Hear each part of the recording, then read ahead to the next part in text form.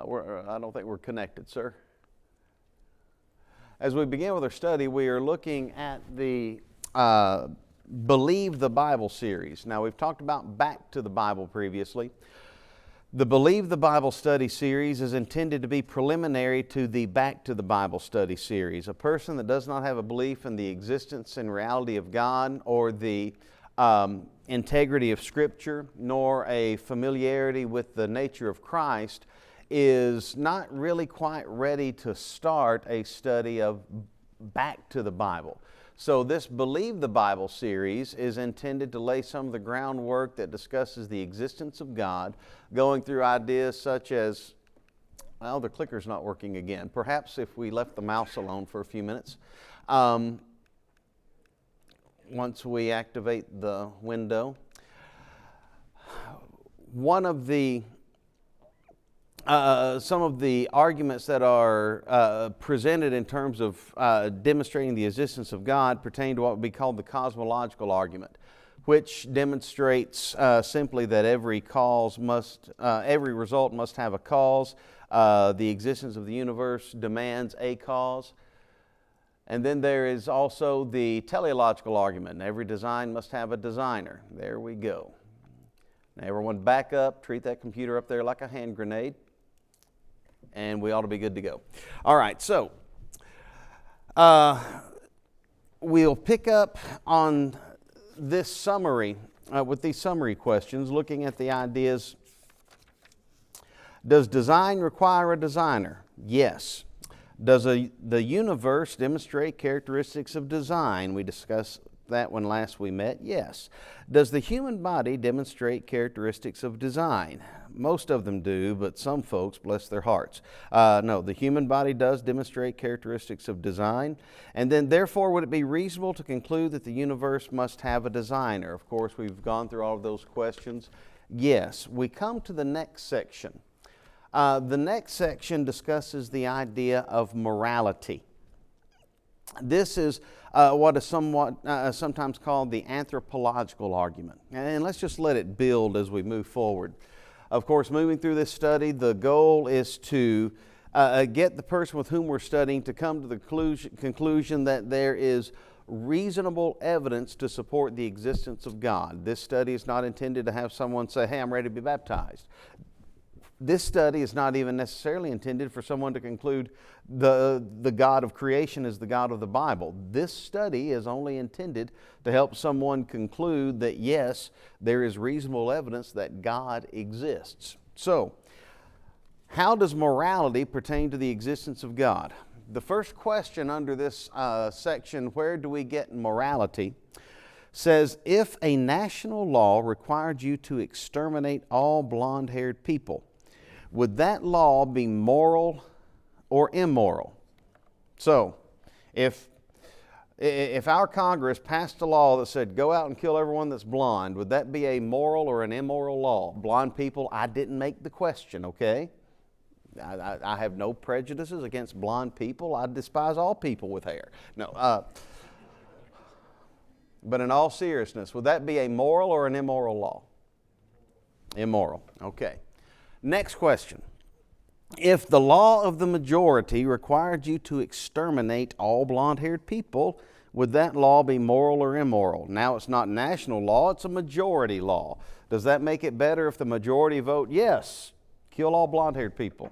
Moral or immoral? Immoral. And then the next question. If international law, okay, so now the United Nations has declared that we are to exterminate all blonde-haired people, would that law be moral or immoral? Immoral. So the automatic response that comes from everyone is that such a law must be immoral. Is there a law that would protect all blonde-haired people from the majority law, from the national law, or from the international law?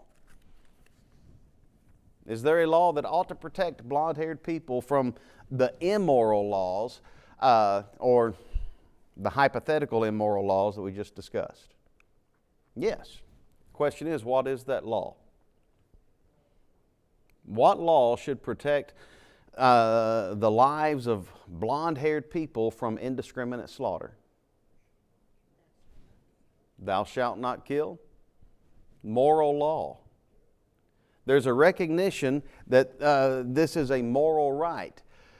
Now, where does that law originate? Okay, that law originates with God. And in fact, that law predates the New Testament. That law predates the law of Moses' 10 Commandments. That law goes all the way back to the origin of mankind. Because the first time it was violated, there was a punishment given for its violation because it was such a clear violation in the first place. And then a punishment declared for that law was given when, after the earth descended into absolute violence and iniquity, God sent a flood. After the flood, as Noah and his family left the ark, one of the first things God said, having banished the first murderer and put a mark on him but not executed him, having allowed the world to deteriorate into a world of slaughter, after the flood, God told Noah, "Whosoever sheddeth man's blood, by man shall his blood be shed." We would call that what? The execution of a person who has murdered another. What is that called? Capital punishment, death penalty, justice. Okay. We understand that murder is wrong, and it's gone all the way back to the beginning. And even though God did not have Cain executed when the first murder took place, He did allow the world to learn the consequences of not appropriately dealing with the shedding of innocent blood. So, we talk about this idea of moral law, and a strong example of obvious moral law would be the idea of murder. Now, it originates with God because man is made in the... Now, let's keep that in mind as we move forward. The next question: did moral law require the Nazis to disobey the German law to exterminate the Jews? In the late 30s, early 40s, German law said for the Nazis to do what? Identify, isolate, and exterminate those that were descended from the Jewish race. Did moral law require the Nazis to disobey that law? In other words, did moral law require the Nazis to say to German law, "I ain't gonna do it"? Yes, absolutely. Although I would love to hear a German say "ain't." That tickle me. Anyway, does moral law require a moral lawgiver, someone to create it? In other words, does moral law have to have a source? It has to originate somewhere, right? So, would it be dangerous for moral law to come from one person, like, say, Hitler, or a Stalin, or frankly, even one of us? Would it be dangerous for moral law to originate with one person? Absolutely. Now, if you ask me, they need to let me make all the traffic laws and the punishments for violating them, but that's a whole other story. When it comes to moral law, it shouldn't come from one person. Wouldn't it be dangerous for moral law to come from one nation, like Nazi Germany? Absolutely. You let one nation make the moral law, and that nation will make moral laws based on discrimination. Wouldn't it be dangerous, we move forward, for moral law to come from an international body like the United Nations? Once again, yes. Now, we discussed when last we met about being careful with leading questions, and each of these questions is asked from the in the wording of a leading question. We can just as easily ask these last three questions as: would it be dangerous for moral law to come from one person? Would it be dangerous for moral law to come from one nation? Would it be dangerous for moral law to come from an international body, and the answer is still the same. We can ask the question completely objectively while allowing the person with whom we're studying to arrive at conclusions without necessarily being led to give a scripted answer. When Nazi leaders were convicted of violating moral law and sentenced to death, did they violate German law? Had they broken the law of the nation in which they lived? No, the law of their nation said, exterminate the Jews. They not violated the law of their nation. Next question. When Nazi leaders were convicted of violating moral law and sentenced to death, did they violate international law? By the way, at the time, there was no international law. So the answer again would be no. When Nazi leaders were convicted, found guilty, and sentenced to death, it wasn't because they violated the law of the land in which they lived, nor was it because they had violated some already existing, written on paper, stamped from a human source, international law. In fact, if we go all the way back to a place called Nuremberg, and we think about some of the arguments presented at those trials, when Nazi leaders were convicted of violating moral law and sentenced to death, did they violate U.S. law? Once again, no, they didn't violate the laws of the United States. They weren't under the laws of the United States. They lived under the law of Germany. No international law in and of itself was serving as a standard. So, they were convicted, they were sentenced to death. But they not violated an international law. They weren't found guilty of violating some other country's laws, and they not violated their own country's laws. So how were they punished if they'd not broken any laws? Anyone ever heard of Thomas B. Warren? Anyone ever heard of Antony Flew? The Warren-Flew debate. I always get a kick out of the name of that debate. I think Warren Flew Over the Cuckoo's Nest. The Warren-Flew debate. And if you're not familiar with Warren Flew Over the Cuckoo's Nest, then you're younger than I am. Warren presented this very argument and did so in a way that made it clear that mankind as a whole recognizes that there is a higher authority. For instance, here are a couple of quotes. July 27, 1946, Sir Hartley Shawcross, Chief Prosecutor of the United Kingdom of Great Britain, asserted the basis for human behavior. Ultimately, the rights of men, made as all men are, made in the image of God, are fundamental. Men's rights are fundamental for what reason? Whosoever sheddeth man's blood, by man shall his blood be shed, for the image of God made he him. Genesis 9:6.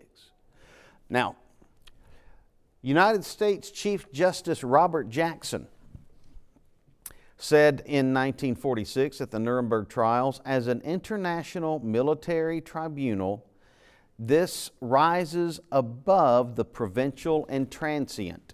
In other words, the law by which those Nazis were being tried because of the extermination of some 6 million lives, the law by which they were being tried rose above the provincial, their national law, and the transient, some undefined law. They were convicted by a higher law which rises above the provincial and the transient. What higher law could possibly rise above any human community, any human nation, or even an international body? If a law rises above those, then its source must be from where? From a higher law, from God. So, the recognition of a higher law indicates the recognition of a higher authority. Summary questions on this series of ideas. If God did not exist, would objective universally accepted and unchanging moral values exist. If there were no higher power, if there were no deity, would there be any standard for constant, unchanging, universal moral law? Simple answer is no. Now, some would say, oh no, humans could agree on that. Really? We step back and think about that. Really?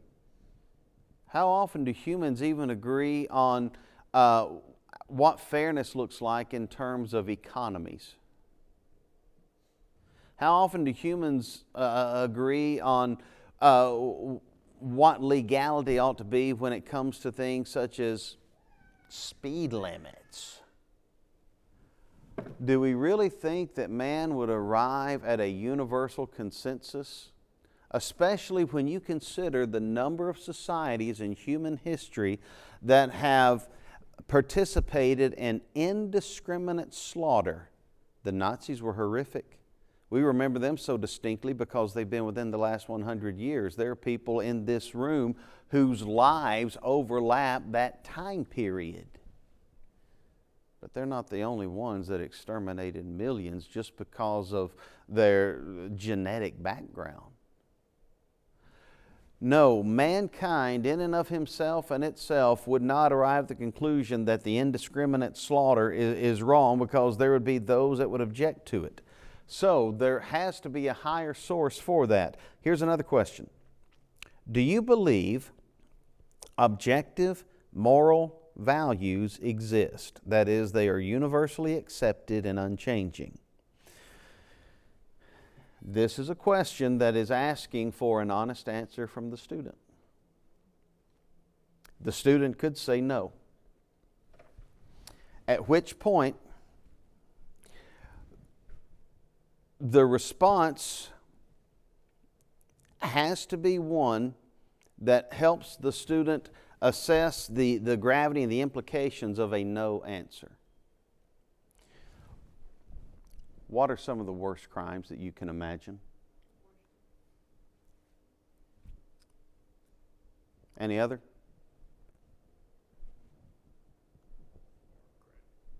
Sir? War crimes. War crimes are general. War crimes can describe all sorts of crimes. They just happen in the context of war. Two come to my mind that are the worst exhibitions of what one person could possibly do to another. Any thoughts? Rape and murder. Rape and murder. And yes, when you throw into the mix of children, it churns our stomachs even more. Okay. So we're studying with someone. Nope, I don't believe that there is a universal law. Okay. So you believe that it is possible that somewhere, in some situation in this world, it would be justified and morally right for someone to murder your mother. You have to pick a family member. We're not trying to be crude. We're not trying to be crass.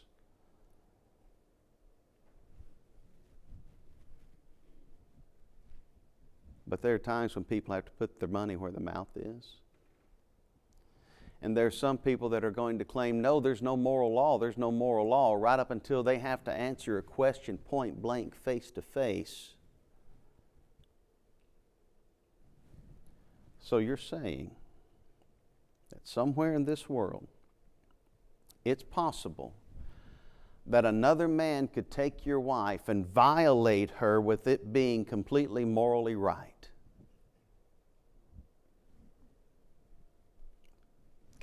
Can anyone say yes to that? If that's an impossibility, then that means moral law exists. True or false? And if moral law exists, then there must be a source for moral law. Therefore, we come back to this question.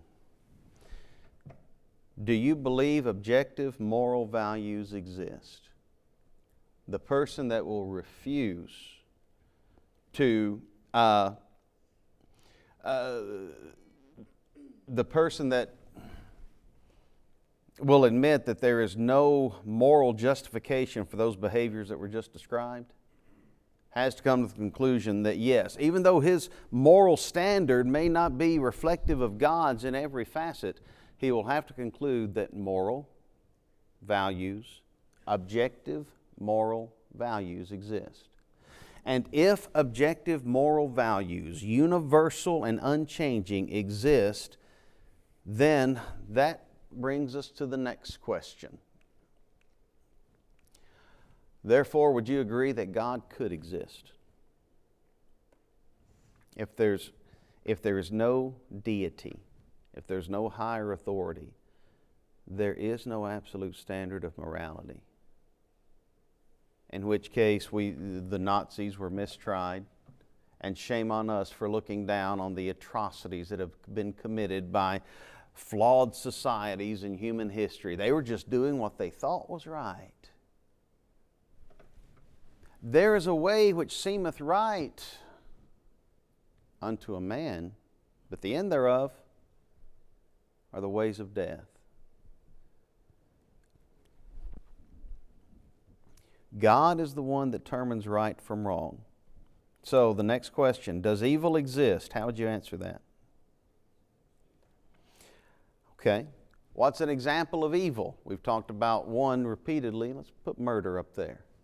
So if we have an example of evil, we can know that evil exists.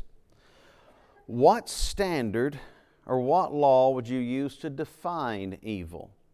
We can't use national law because that doesn't define moral evil universally. We can't use international law.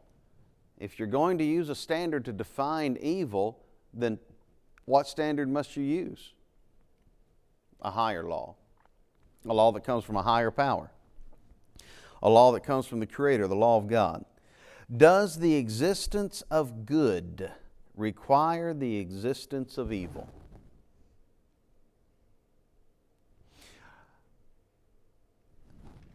Does the existence of good require the existence of evil? Absolutely.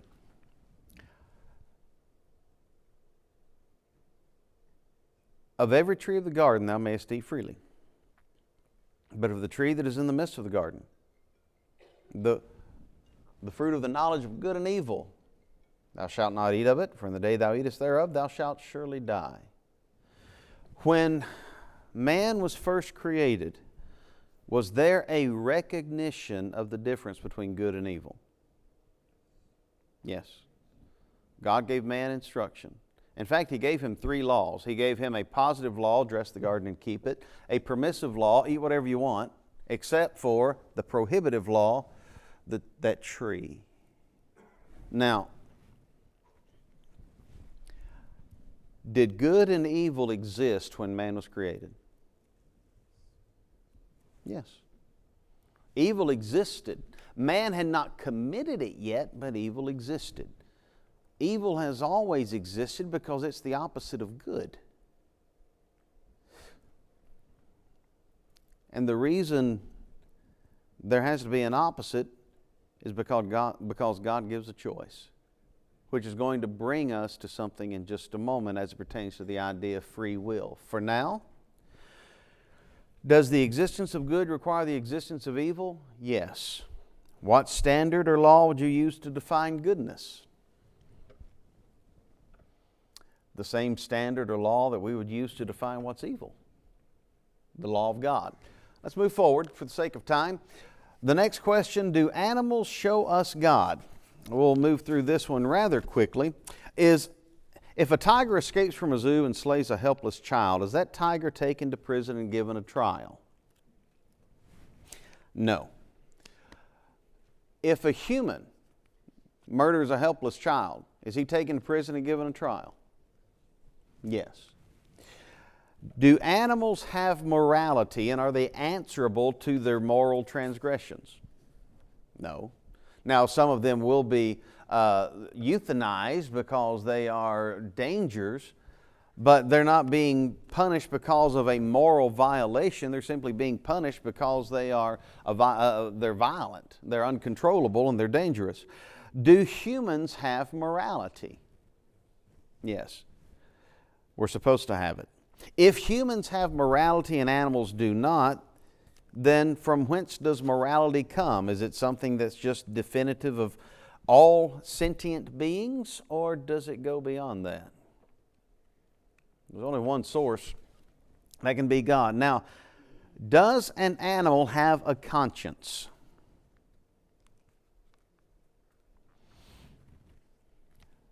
Does your dog know when it's done something wrong? Is that a conscience? We come home, and if our dog has done something, you've got to understand, our dog's head comes up to about right here. And she has, to her credit, she is a very well-behaved dog as long as there's no butter on the counter. But she's got a thing for butter. And if we come home and she's on the couch and her head is down, or she's cowering, or walking with her head lower and her shoulders limp, we know she's feeling guilty. Does that mean she has a conscience? No, that means she's learned from past experience that when she does that, there's going to be a negative consequence. That's not a conscience. Just because you can train an animal to respond to positive reinforcement and negative reinforcement does not mean that animal has a conscience. It can be trained on what actions are allowed and not allowed, but that doesn't mean that it has a conscience or a moral sense of ought. Do animals have a conscience? No. Does a human have a conscience? Yes. And even in humans wherein the conscience has been seared and many moral standards have been compromised and discarded, there is still a moral sense of ought. And the more that moral sense of ought is seared and discarded, the more we get into sociopathic and psychopathic behavior. Does a lion feel remorse after killing its prey? Only if it overate. Do most humans feel remorse after killing another human being? They should. If a human has a conscience and an animal does not, then from whence does a conscience come? Because it's not simply the result of biology. It's not just the result of cells coming together and oxygen supplying life through the bloodstream of a living being. A conscience goes beyond that, and it's not simply the result of reasoning. If a conscience were based on reasoning, or what we often see as simple math, then there would be times when that idea of the might is right and the survival of the fittest. There are times when might is right and survival of the fittest are direct violations of moral right and wrong. But if man's mind were the standard for moral right and wrong and for conscience, then might makes right and survival of the fittest would simply be, morality would simply be based on strength or ease of survival. So, if a human has a conscience and an animal does not, then from whence does a conscience come? Well, it must come from a higher power. It comes from God. Now, do animals show us God? The next question is, if a conscience were the result of purely random chemical processes, could we trust it? No. Ever known anyone with chemical imbalances? Mood disorders? Can reality get skewed in the mind of a person with a mood disorder? Absolutely. And this is in no way intended to be derogatory. It's simply a matter of reality. when the mind is imbalanced and the chemicals of the mind are imbalanced, then moral decisions become questionable. If morality were simply the result, or if the conscience were simply the result of chemical processes, then there is no standard for it. If a conscience were designed and created by a moral lawgiver, could we trust it? Yes, provided that that conscience is likewise trained according to the standard of the moral lawgiver. Now, one more section.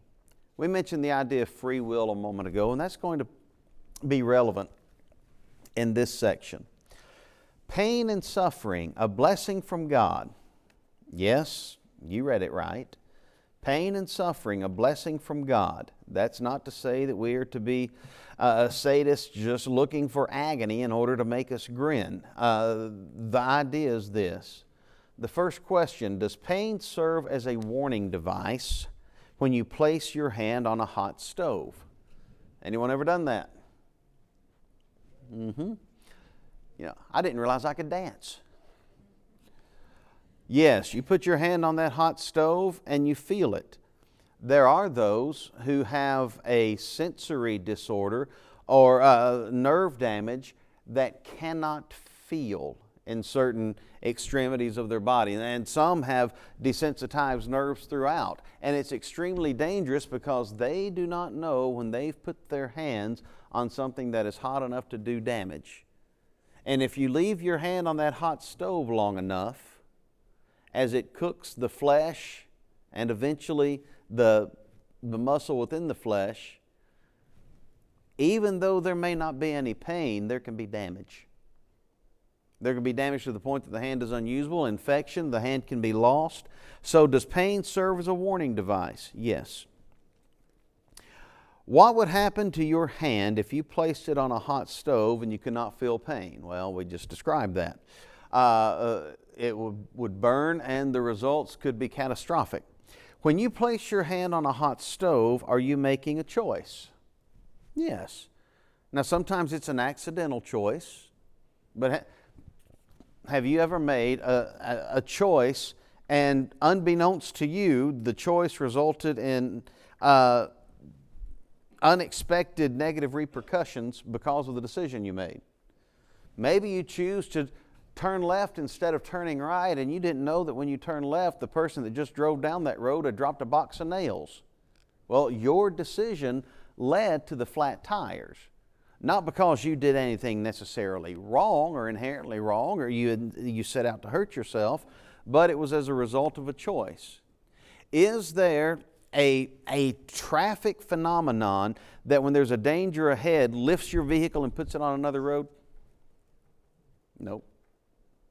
We make choices, and then as we make those choices, we have to keep our eyes ahead and look at what dangers could potentially be there. So when you place your hand on a hot stove, even if you didn't realize you were doing it, are you making a choice? Yes. Next question. Would your free will be removed if you were forced to keep your hand away from a hot stove?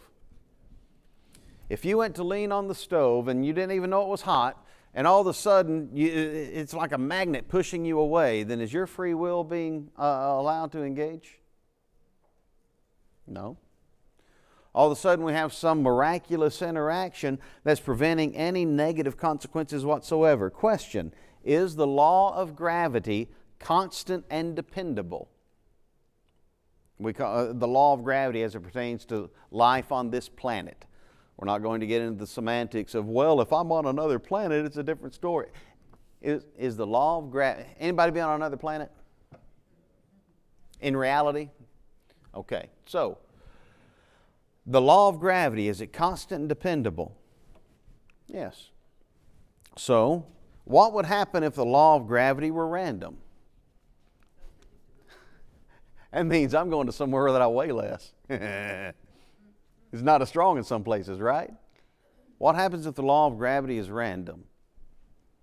Short answer is chaos. If it's not holding objects to the earth and pulling downward, then in some places we have items just floating away and people just floating away. What will happen if you choose to test the law of gravity by jumping or walking off a cliff?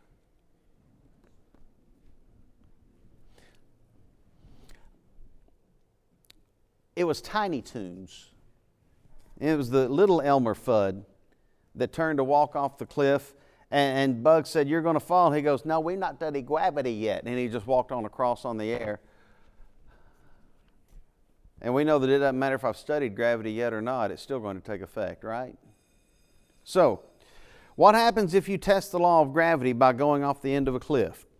Could it cost you your life? Okay. If you decide to test the law of gravity and you suffer for a fall, who's to blame? Ultimately, it's me, or it's living in this life. If you benefit from the law of gravity, whom should you praise? God. Does the law of gravity do more harm than good, or more good than harm? Without the law of gravity, we live in chaos. As a matter of fact, without the law of gravity, we really don't live. Should the law of gravity be suspended every time I violate it just to prevent me from experiencing pain and suffering?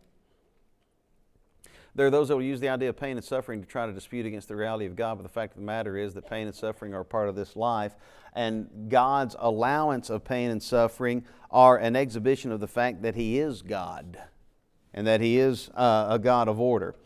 The final section pertains to punishment. We'll hit on that when next we meet and then move forward into the next study. Thank you for your time tonight.